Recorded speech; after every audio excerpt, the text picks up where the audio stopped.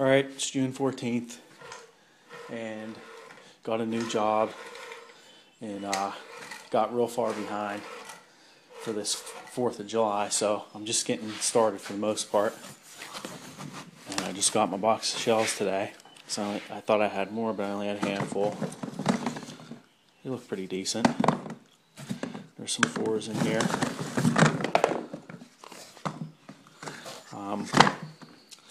Got some stars here. Purple, green, blue, orange, and some little purple stars. And I'm going to make color changing. I just didn't get that far. And bag of red. All my mortars are going to look like this. All screwed together somehow. Not really sure about that yet. So over the winter, I spent some time always trying to find a way to do something quicker, because I never have time to do anything, go figure. But these right here are TT, just tiger tail stars that I cut. And now I would normally try to roll these, but I wanted to make a ton of them because I want to have a finale, and the TT shells are going to fill it in, I think, for the most part. And the rolling's nicer, but if you're going to make a whole big quantity like this, then it's easy to cut them. And there they are. And there's a lot of them. And they're pretty symmetrical as far as size. These here are all granite, just zinc stars,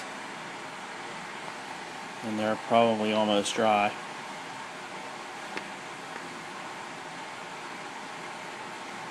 Yeah, they're hard as a rock. And then here, these are Yankee flasher cores.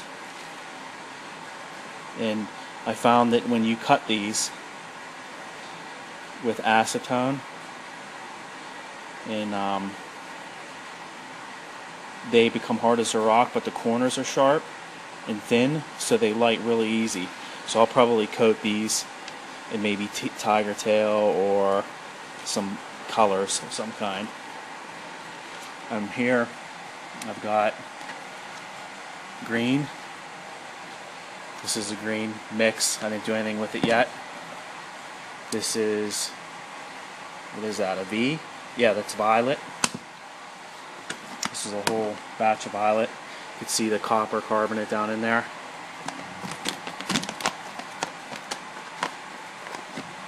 This here is red.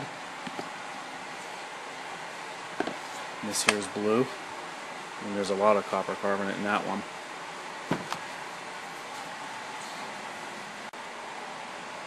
Here is D1 glitter.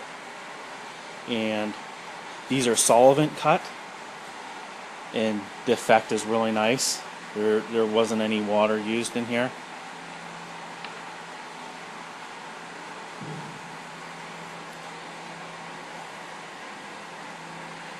And none of this stuff's been primed, so I'll have to prime them yet in a star roller. Here is a fresh batch of meal that I just about 10 minutes ago took it out of the ball mill. And I am going to take that and coat it onto Rice Krispies, and I'll use that for break powder and lift.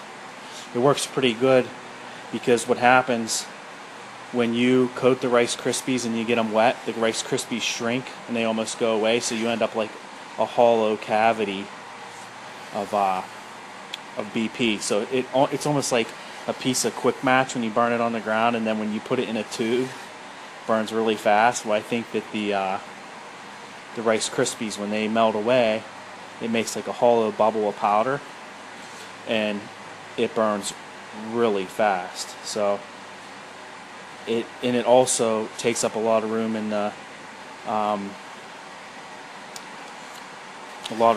shell, and it stops things from shifting because they're pretty rigid and they kind of mesh together nicely. Here's a batch of break and lift. You can see, if you look closely, the little cavities inside there.